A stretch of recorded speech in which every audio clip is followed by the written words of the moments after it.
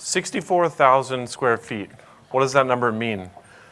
Well, today our guest is VMware, and it's Eric from VMware. He has a combination of 64,000 square feet of microphone radius, which is more than the size of an American football field.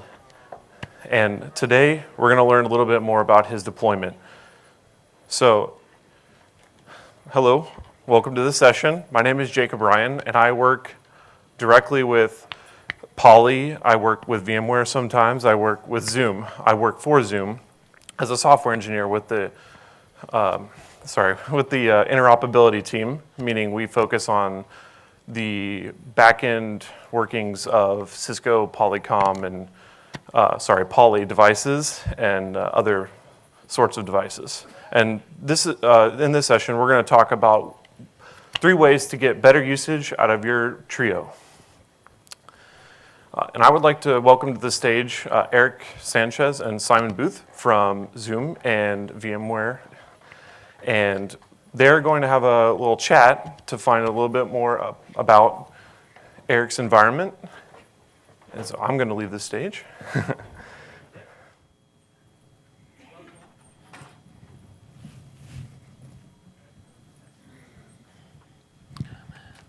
That's good. Do you want to sit? Hello, hello? Okay, cool.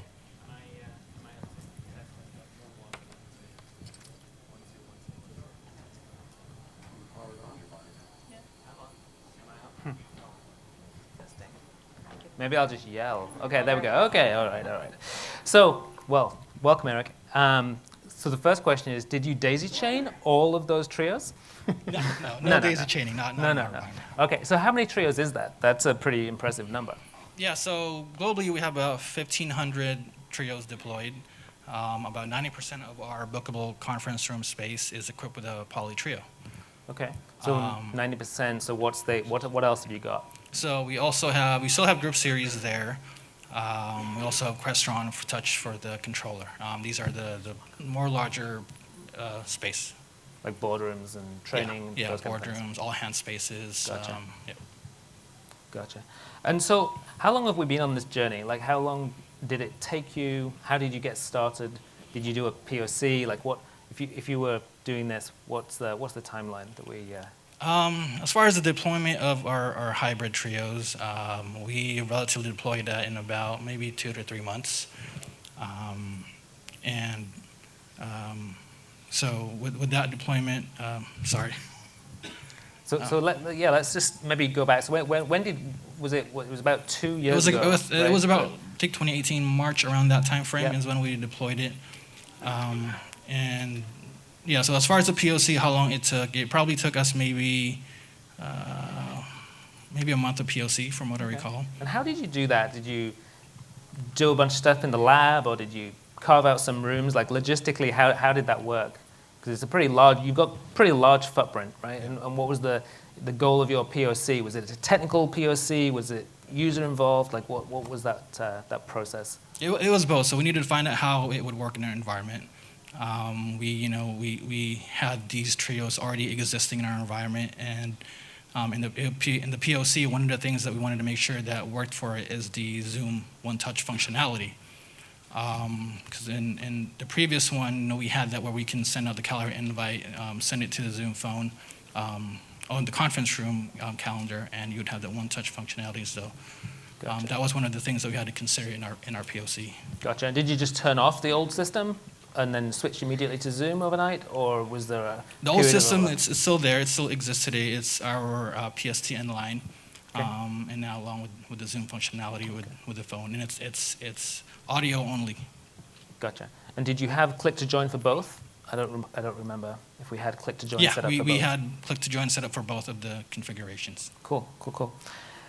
What would you say the biggest challenge during that time, either during the deployment or the POC? What were the kind of hard things that you had to figure out? I think the challenge for us was, so with our trios, they were provisioned through UC Commander. UC Commander is GUI based. And when we did the trios, although you can configure it one by one on the Zoom portal, if you do bulk provisioning, you have to do it through a CSV file. And so that was one of our big challenge in moving to it.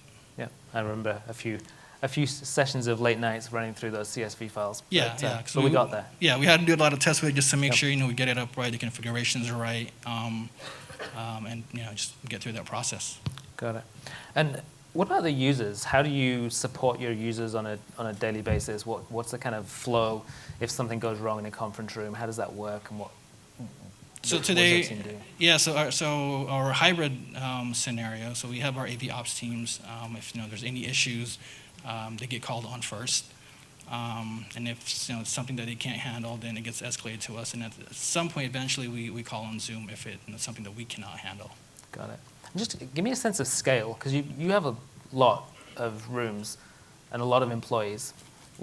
How many, and what kind of volume of calls are you getting in through the help desk, and how many people are in that team? As far as our AV ops globally, I think we have maybe like 30 or less. Okay. The UCC ops, they also help us out with some of the configurations. Probably about 4 of us really globally that really help out on that. And then it would be Zoom at some point. Got it. And you've got 20,000 employees? Employees, I don't have the number, unfortunately. Something like that, right? Yeah, something like that. And what about the break fix, troubleshooting? Like, what would you do when something goes wrong in one of these rooms? Do you find that easy, hard? Is it, what's the kind of process that you guys go through? Do you call us and we figure it out? Like, what's the... No, we have our AV ops team that does come in. They'll just get a ticket on that. And they just come in to fix it for that. So one of the things that we're trying to, you guys are trying to help us, is with the Zoom pairing. Mm-hmm. Right now, when let's say a Zoom room controller that's paired to the trio paired to the Zoom room, if that falls offline, and eventually it'll come to the pairing screen, we have to send out our AV folks to pair it back to the Zoom room. To physically go touch it. Yeah, physically Yep. touch it and Yep. pair it back. And so one thing we'd like to see if we can have it being the ability to pair remotely. Yep, automatic. That would be great. Yeah. So good news is we're working on that. Yeah. I don't have a date, but we'll get that. And so as you've taken some of those trios that were audio devices, you've added some Zoom rooms into some of those rooms. How's that been for you? How's that look? It's actually been good. The transition is easy, because we don't have to, since it's already in this hybrid mode, we can then just from the Zoom room provisioning aspect, get it switched on so that we can have it provisioned for the Zoom rooms. Got it. So you just go to a room. Do they have screens already, or you put a screen in and added the compute, and then we just switch it on the back end? That's pretty much all you do? Yeah, so we go through the refresh rooms. So we refresh the rooms, replace the screens if necessary, add our Dell Optiplexes to run our Zoom rooms, and pretty much work with our integrators to get that going. Cool. And I know that one of the things we're going to talk about a little bit later is the audio of USB, I guess, the virtual USB over Ethernet, I should say. That obviously simplifies things in that room, because that, I think, was one of the earlier challenges you had with connecting the USB cable to the computer and routing cables and such. Right. So yeah, and so in the beginning, that wasn't there yet. And we're looking for a way to just basically have one cable for the trios, not having to use the physical USBs to make the device be the audio device. And I think so now with the virtual USB connector, we're able to do that. So we can remove the USB cables from our setup. It makes it a lot simpler too for the setup itself. Cool. Well, hopefully we'll get to see some of that in the demo here. So if I was to grant you maybe 3 wishes, what would you want us to do next for you? I think the first thing would be for our hybrid deployment, the email alerts. Yep. Because right now we don't get those email alerts for it. The second thing, as I've mentioned already, is the ability to configure and pair the trios to the Zoom rooms remotely.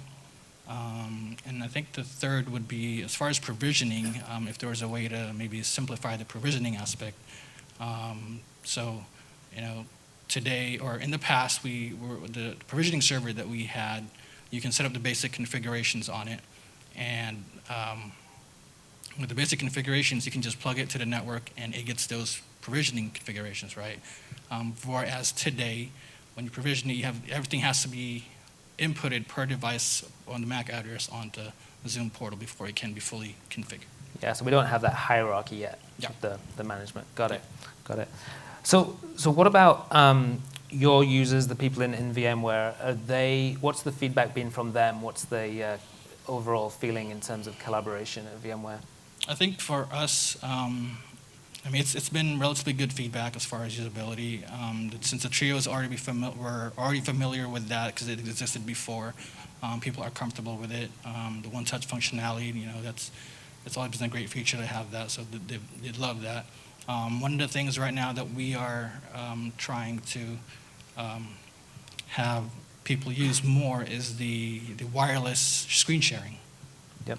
So that's a big differentiator, I guess, between the two. It's a new feature. So what's next for you? I guess you don't have anything to do anymore because it's all automatic. But what's next for VMware and collaboration?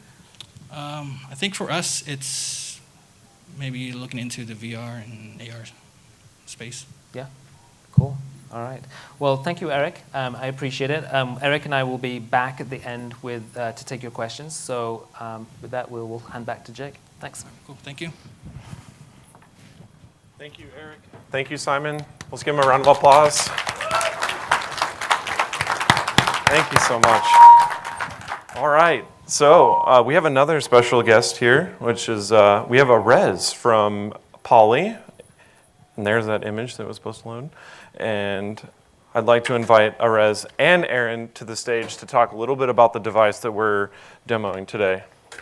Great. Thank you, Jacob.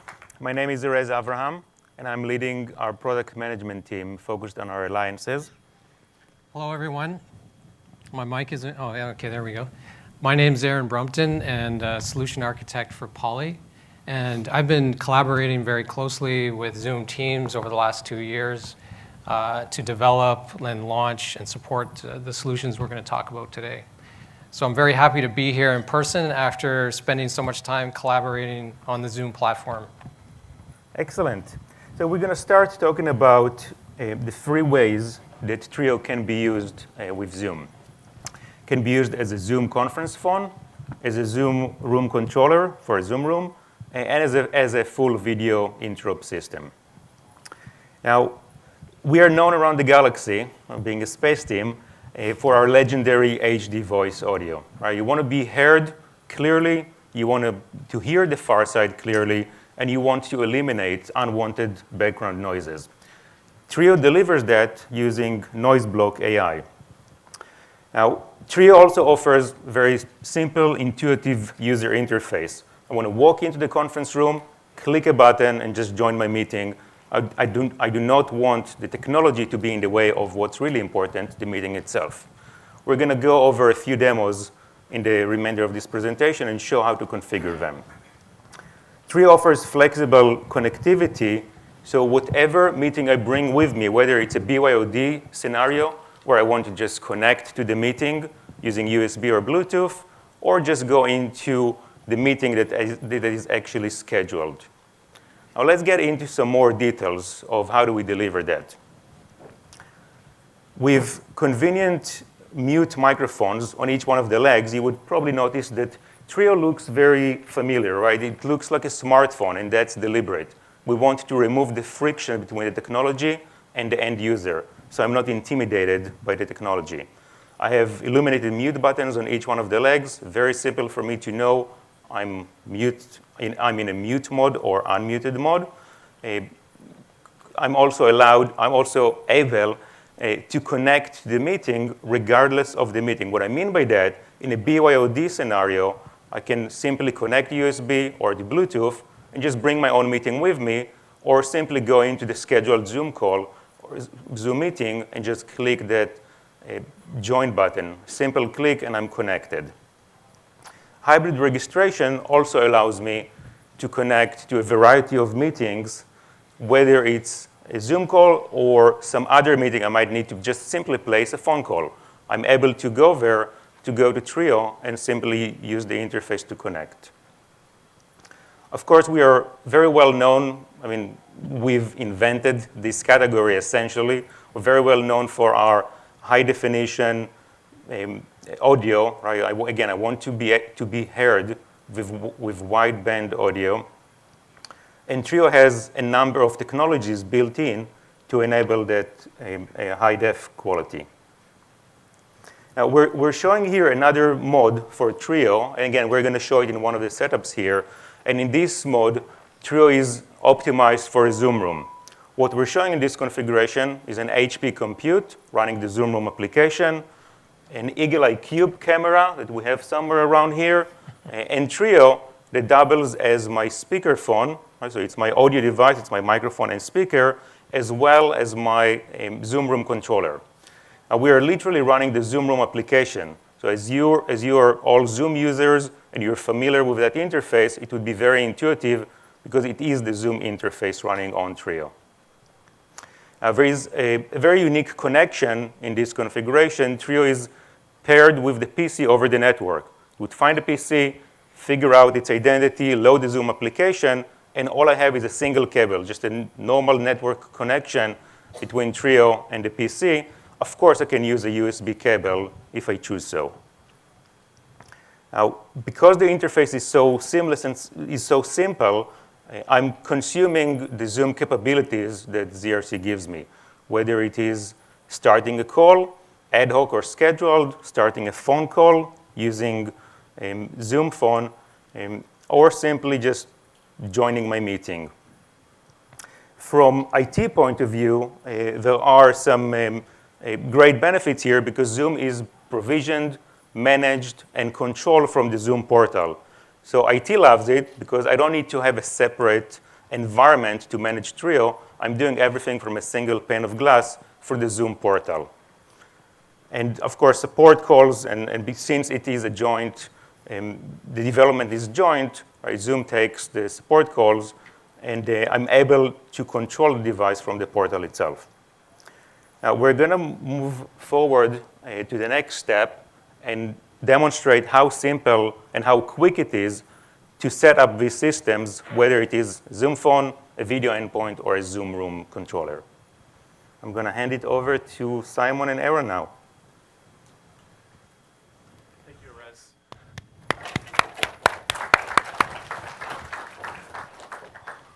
All right, so who wants to see some demos? Let's use it. All right, so I'm gonna switch over here. Let's do a camera. All right. So Simon and Aaron here are helping get our monitors ready so we can hopefully see the Zoom room. So first, we're gonna start with the Zoom phone here, and I'm going to start off by a demo just by using it here. So I'm going to hit the phone call button, dial a number.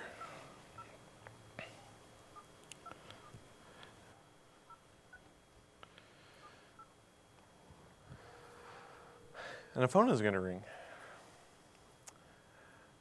And in the back, Dan from the previous session is on the phone. So we have this simple, easy to use phone call capability here with this Zoom common area phone here. Now, Aaron, can we talk a little bit about the audio quality here? Sure. So when we're integrating with Zoom, Zoom is turning on the Opus codec capability on Trio. And that gives you great audio quality, especially when you're talking with Zoom's endpoints, whether that's mobile or on the desktop. Another integration that we have with Zoom is on the back end. They've integrated with the Poly zero-touch provisioning cloud service. What that means is it's very easy to take your existing Trios and bring them onto Zoom Phone, or if you're buying new Trios. You simply import the MAC addresses into the portal, and that communicates with our cloud service. And so when you either factory reset this device or out of box it, it will come up in a matter of minutes with the Zoom phone account. And later, we might have a contest for people to We might. see if they can factory reset. We might. So, when we deploy these devices, Zoom takes care of the software provisioning as well, and we work together as a team to ensure the highest quality software gets placed on to the Zoom phone, and you'll see later the hybrid solution, actually all three solutions, to be honest. We would just like to state that in this current mode that we're looking at, we're just looking at a conference phone for maybe like your common areas and smaller areas that may eventually grow into maybe a video room. So this is really the start of a journey toward utilizing your Trio to the best of its ability. So, I just want to add one other thing that Zoom is turning on as well is our voice quality monitoring capability on Trio or other phones. So anytime you're in a call, reports are generated and sent to Zoom, and those are available on the Zoom dashboard for administrators. So if you're having a problem on your network, you're going to be able to identify it and diagnose it very quickly. But as you're saying, Jake, we're just doing voice right now, and at the keynote, someone mentioned something that you guys are a video first company. So yeah, we're a video first company. We should probably demo something that has some video, right? yeah, let's do that. All right, let's just move this.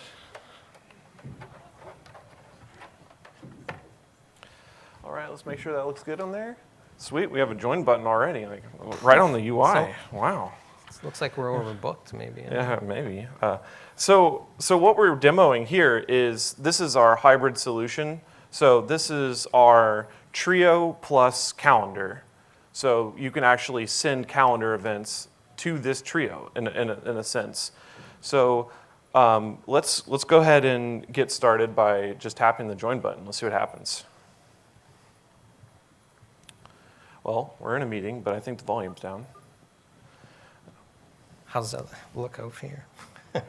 So we've got, Yeah. The code didn't work. All right, that's okay. Let me see. I'll just point out quickly here, so Oh, yes. as far as the solution, we're using a Visual Plus from Poly, which gives you the capability to add video to Trio. And we're also attaching the Poly Cube USB, Eagle Eye USB camera. So that is a camera that has a it's wild. It's a wide frame of view, and it does speaker tracking and group framing. Yeah, we have just all this ability to control these calls. So we still get the legendary audio, right? Like the good audio? Absolutely. So I've just, as far as the camera is concerned, I just brought here back the camera control just to show people. So we actually have the ability to do the preset controls if you're turning off the tracking, or to control the tracking capability. And this is the native Poly solution for this camera. So we had Eric on the stage, and it should be noted that Eric mentioned, and it was very subtly, that he was audio only.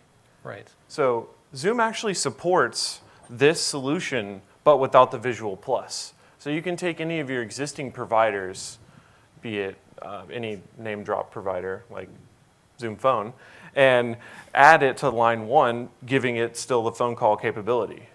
So we can still make phone calls on this device, but we can also make full video conference calls. And so if I click calendar here, hopefully you should be able to see that. Let me hit the autofocus here. We have the launch event here. So when this list is populated, there'll be more, and the customers will even be able to join ahead of time if they would like, your users, your end users. So let's talk about the one touch dial a little bit. Yeah, absolutely. So, I mean, this is very important to a feature to Poly that we have this work on our product, and it completely aligns with Zoom's strategy around having frictionless experience. So Single pane of glass. that too. We want people to come into meetings and just be able to click join and start with as little difficulty as possible.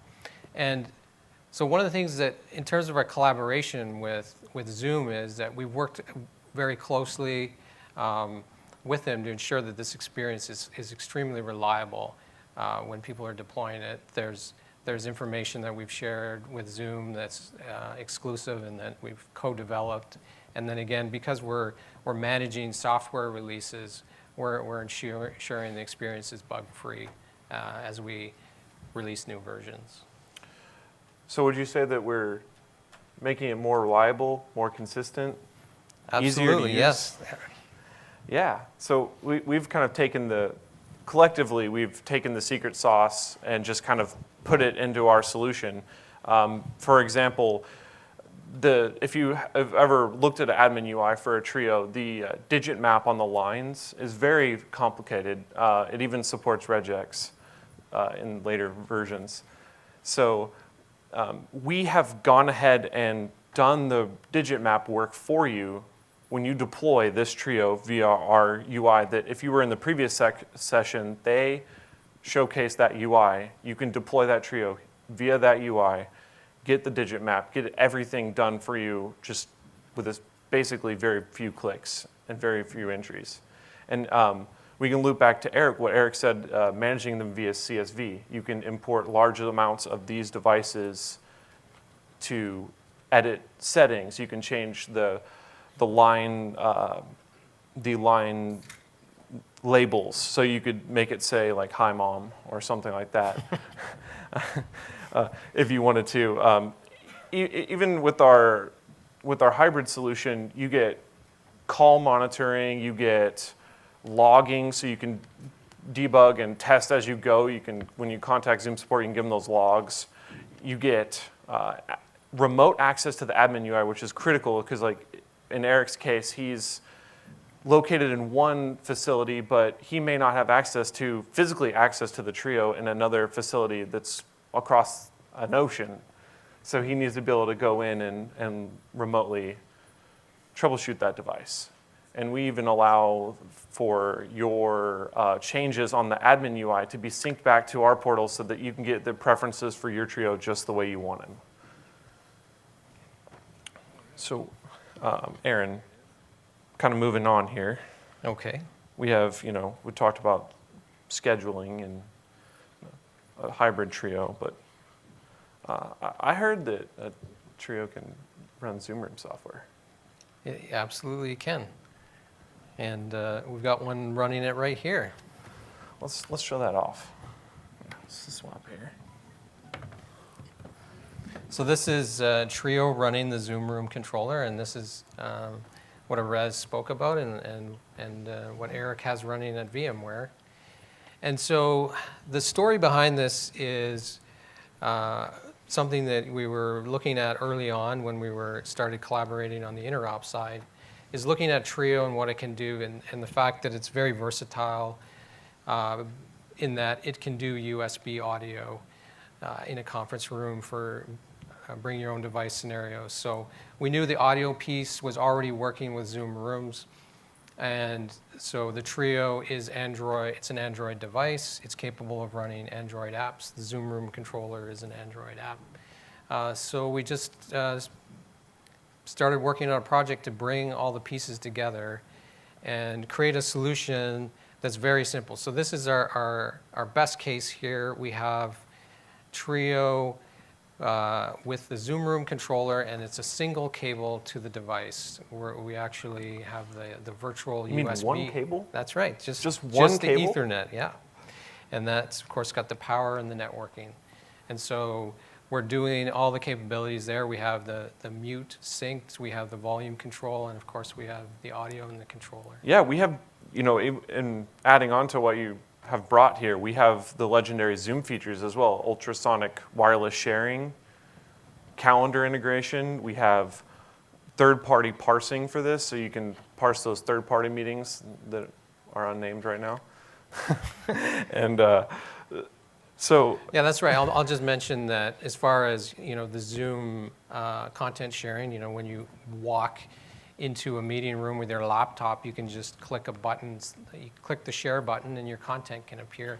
So that's relying on ultrasonic transmission, and that's of course coming out of the Trio. It's been set up to transmit that, and we've co-developed with Zoom to make sure that works very well in terms of the entire audio experience. How long has the ZRC experience been in development? I'm not sure. I mean, I don't think it took us very long to put it together. So it's been out on the market for a while now. So, I mean, also we'll mention that there are multiple options to deploy this as well. The previous session talked about our interoperability portal, where it's called Cisco Polycom Rooms portal right now. You can deploy it with an API connector using that traditional route with more granular control, be able to screen capture and everything like that. Or you can go an anonymous route and provision it using one of our servers. All of those details are on our support site. And still you get the same support from Zoom as well. You call in and the person on the other end knows exactly what you're talking about and will help you out. So we also do the same versioning control on this. So all three offerings get the same versioning control, where we work together to determine the best version plus the ZRC version. Right. So I can add a little bit more information now about the virtual USB, just so people know that that involves installing a software package on your Windows PC, and then if you're running a very tightly controlled network, we've published information about what ports you need to open on your PC in order for that IP communication to occur. And then you as a customer, you don't need to be involved in any extra steps on the Trio. You simply complete the Zoom pairing, and then that kicks off our whole virtual USB process. And later on, you guys can talk to Eric about his experience deploying that, because I think he's had more success with that than actually using hardware-based USB extenders. So less expensive and more reliable, I think, for him.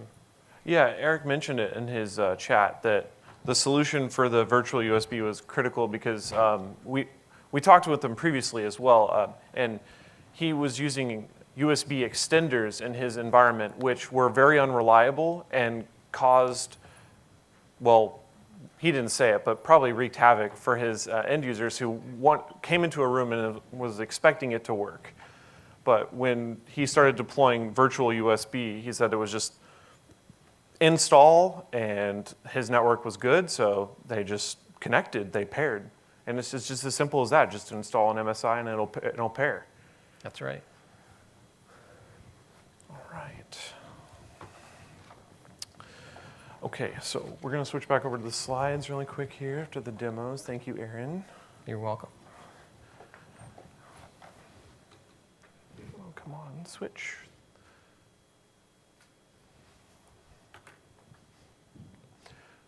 So what we just looked at was our three offerings here for the Trio. And this kind of just shows some short term that we use. If you call into support or anything like that, you can, or if you talk to Simon or I or anyone at Zoom, you use this terminology here. So we have a quick feature comparison, and we just want to stress that Zoom Phone exclusive on our Trio is a very baseline offering, whereas our more feature-rich offerings are in the hybrid and the Zoom Rooms experience, where you get seamless wireless sharing with content and just calendar integration in general.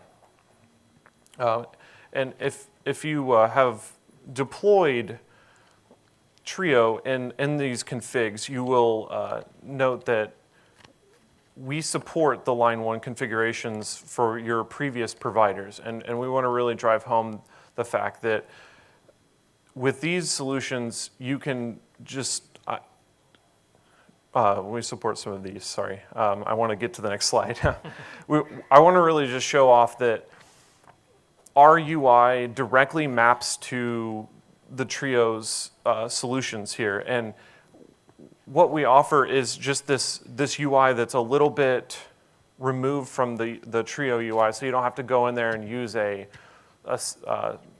configuration file, a CFG file, to deploy these. And this is just showing the ease and the power of this. So what I really wanted to show off today was another, including the demos. If you have a Trio and you've deployed Zoom Phone on line 1, it is a little bit cumbersome right now. We heard you loud and clear, and we're making it easier, quite a bit easier. So the first step in this process, when it is released, we will you add the Trio as normal to the interop page, and that was what the previous session was over. You just use our Cisco Polycom Rooms UI to add the device. You need a valid MAC address, IP address, etc. So as you'll note on the screen here, the SIP call control says register to Zoom with SIP Zoom phone. So basically, we're offering a new upgraded solution, and if you've done this before, it's basically involved adding a common area phone and copying and pasting a bunch of fields over into the UI, and it was not ideal. So here is a screenshot of our updated users and rooms, and we've added this tab at the top, Cisco Polycom Rooms.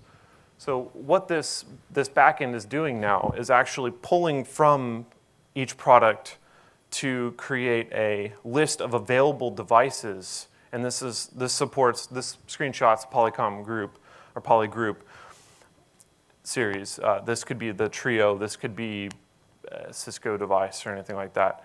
But basically, we're pulling this data from the back end of the hybrid solution, the interop product, and we're allowing you to just select with an easy selection here. So let's see. This is another mapping. Just to show off this, let's see here. Sorry. Just another screenshot just to show the power of this. Let me skip here. All right. Apologize for that. We already talked about that. But the main thing I'd like to say is, thanks for coming, and I hope you enjoyed the demos. We're going to invite questions. We're going to open up to questions, and that's going to be questions to me, Simon, Eric, Arez, and Aaron. If you guys have questions on it, there's going to be. We're going to need to put that microphone back on the right-hand side. Yeah. Yes. When the Trio's in Zoom room mode, is the Bluetooth function still available on the Trio? Repeat the question before you say it. This gentleman in the front asked if the Bluetooth ability of the device is still available when it's in Zoom Rooms mode. And the answer to that question is It's kind of. well, The answer is in a supported manner, no, it's not. But I think it works technically. But we'll get back to you. That's a great feature request to make that a supported feature. Yep. In the back, I saw. Yes. The blue, the gentleman blue, I think was first. Okay, yeah. The blue, sorry. You mentioned the virtual USB is with Windows. Is it compatible with Mac? If we use So Aaron, do you want to take that one, Aaron, and repeat There's the no question? Mac version yet. he asked if the virtual USB works on Mac. Right. Not right now. This is something we're looking at. Right now, it is for Windows only. So I have to get a Windows device to change it out for Yes, or you can get a Studio X. The guy, the green, please. In the hybrid configuration, if somebody initiates a phone call on the Polycom device, is there a way to then allow them to use the functionality if they wanted to project something on the screen or they lock to the phone functionality? So the question was, when you make a phone call in a hybrid mode, is there a way to also get screen When you sharing? receive a call. Receive a call. Or make. Yeah, no, they're kind of separate. So if it's in hybrid mode and you're in a phone call, it's a phone call exclusively. If it was a Zoom room configuration, then you can add a meeting to an ongoing phone call. So, yeah. But were you asking if you just wanted to have local content independent of the? Exactly. If it's only a phone call and you can't switch context, you basically lost your ability to protect. Okay. If it's a limitation of Trio, then yeah, it's a limitation of the scenario, but I think that should be supported. I think We'll have to get back to I think the it. challenging part about it would be how the user would share content in that scenario, and I think it would be confusing to an end user. So there are ways that a user could project content using, for example, the Pano app from Polycom to do that onto the device, but they couldn't leverage the Zoom app and be in a phone call and a Zoom meeting at the same time in hybrid mode. Yeah. Let's So- talk offline and understand a little Yeah. better the requirement there. Yeah, exactly. You in the middle? Yeah, so just a management question. So there's a difference between the Zoom UI and the Poly UI in hybrid mode. If we're using a PDMS server to basically push configurations to the Polycom and the Trio, if it's in Zoom mode, is there going to be any complications on any kind of config files, update files, things like that to push to the PDMS server when in Zoom UI? So the question was, will Zoom conflict with the PDMS configurations being pushed to the device? Essentially, yeah. So you got two different software basically going on. You got Polycom's firmware that's on the Trio itself, and then you've obviously got Zoom's firmware for the Zoom room, whether it's a controller or what the case may be. So if I'm trying to say remove the sound when you reboot the system, or if I want to make sure it's up to the newest software and I'm using PDMS to push the config to all those, if it's in Zoom UI, is there going to be a conflict where it won't push because it's not in Polycom? Yeah, I can take that. So, so the first thing is in Zoom mode, all of those advanced configuration options, like turning the sound off or changing the background of the Visual Plus, all of those things are possible to do through the Zoom UI. Or if you choose to use PDMS, you can use PDMS, but the two things are separate. So if it's managed by Zoom, it's managed by Zoom. If it's in PDMS management mode or some third-party management tool, then it's separate. So that's you kind of have to make a decision either way. So, I mean, I guess what I'm getting at is that, for example, if you guys push out a new update for the Trio itself, because the Trio firmware, obviously, for example, for the virtual USB has to be to a certain version in order for that to work in Zoom mode. Okay? So, if I have I guess a group set up in PDMS for like all Trios throughout my company, and then I push a config file to all those to update just the software, not for Poly, but the firmware it's using. I can't do that if it's in Zoom mode and still update through the portal for the Zoom software, because there's two different softwares. Yeah, so the follow-up question was for firmware updates, if PDMS is managing the firmware updates, I guess, can Zoom manage other settings? Is that kind of the question? You got two different things. Like I So- said, if Zoom's up to say 4.5 in the software, so I'm going to update that through the Zoom portal, but the Trio itself has its own firmware update that you guys are pushing. Is that still going to be? Yeah, you wouldn't do that. So if you were doing it on Zoom, you would have Zoom manage the firmware updates, and we can actually lock that down to a particular customer. So if you don't want us to manage it for you, you can have kind of your own schedule. In fact, Eric has his own schedule, so they run through their own testing before they update all of their Trios, and you can do all of that within Zoom, or you can do what you're doing today on PDMS, and that's fine too. But you lose some of the capabilities like the remote management, for example, the remote control, like real-time control. Yeah. And there are pros and cons to both. I just wanted to add to that what's supported as far as Zoom Room controller mode, what's supported today is just a single image where we are embedding the Zoom Room controller. So those things are combined now. And then there's the extra layer of like when Zoom decides they want to update all their customers to that version as compared to like you as PDMS, you could do that when you decide. Yeah, no, I think that's a good point. And just in terms of support of firmware versions, one of the advantages to using us is that we do our testing and really only support one version that's our gold version, and we've done full testing on it, and that's across both Zoom rooms and hybrid.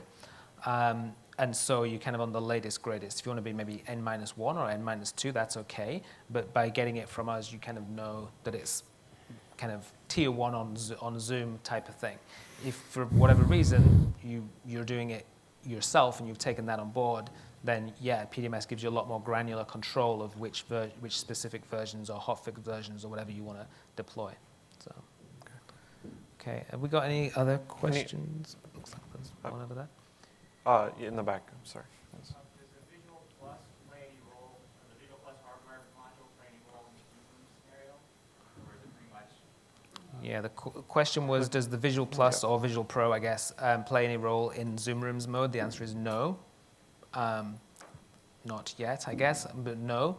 It's definitely something that we are continually looking to do creative things, so we can potentially talk about it if you have a lot. I know that on the commercial side, if you want to upgrade to a Zoom Room, there are certain offers with certain vendors to do buybacks, for example, for Visual Plus. And one last question in the front. It's Trio in Zoom Phone registration. When calling into a Zoom meeting, notice it negotiates G711 the audio codec. Might we see some improvement? Yes, I'll pay you after. So the question was Yes. the So audio what's codec. So currently the used. audio codec used by the Trio is G711. Is there going to be an HD codec coming out? Yes, there is. We're working on Opus for both the hybrid meetings as well as for Zoom Phone, so that whatever you're calling and however the call is routed, it will be Opus. So yes. Yes. I think we're. Any, Yeah. Question. In the last back. one maybe? I think, or last two. I think we're just. We've got clients on less complicated networks. We've been able to get the virtual USB to work fairly well. But the more secure the network, especially with financial institutions that we've been working with, we've been having fits getting the USB, virtual USB to work. What do you guys do to get the USB? Because we want to use it, but how did you? Yeah. So the question is, for virtual USB running on networks that might be locked down where the Trio and the compute device might not be on the same network, well, my recommendation is get them on the same network. If you don't want to go through the routing. Aaron, did you want to? Yeah, I have a couple of notes. So first of all, we have an updated version of our solution guide with actual port usage and protocols that should be published now, and if it's not, any moment. And then the other thing is just you really don't want to be traversing, many networks having long paths for this solution. Really, it's really designed to be in the same room. So I don't know if that will help you with your customers' approach to the problem or not, but we're happy to talk after the session about your problems and see if we can help you solve them. A lot of it might come down to how customers perceive the compute device, whether if it being a Windows device, whether it's a data device that should be on a data network versus a voice device that's on a voice network, and that's a challenge, right? Because as organizations have grown up, that thinking is still there. So, was there one more? we I have think one the more? last one. Yeah. Calling it. All right. Okay. Well, thank you. Thank you. Want to close it? Yeah. Thank you all for coming. It's wonderful to see you all. Yep. It's- And we are going to go to the back after this session. So give us 5 minutes to tear down if anyone's got any further questions or wants to talk to us. But if we could get out of the room, that would be greatly appreciated. Also, come see a res at the Poly booth. Yes.